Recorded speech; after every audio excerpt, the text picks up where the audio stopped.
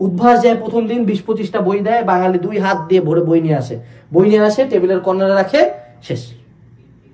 Concept বুক 2-4 দিন দেখে, ভাষের 2-1টা বই দেখে, তারপর বইয়ের উপর ধুলা জমতে যেদিন ঢাবি সার্কুলার দিল ওদিন রহিম বের করে ঢাবি কোশ্চেন ব্যাংক প্রথম দেখলো, ওখান থেকে সলভ করা শুরু করে, লাভ 0। কোশ্চেন ব্যাংক সলভ করার নিয়ম অ্যাডমিশনের প্রথম দিন থেকে, আরো বেটার হয় 2 বছর ধরে সলভ করা। তুমি করছো না? এই ভিডিও যখনই দেখবা তোমার কাজ হলো কোশ্চেন ব্যাংক সলভ করা।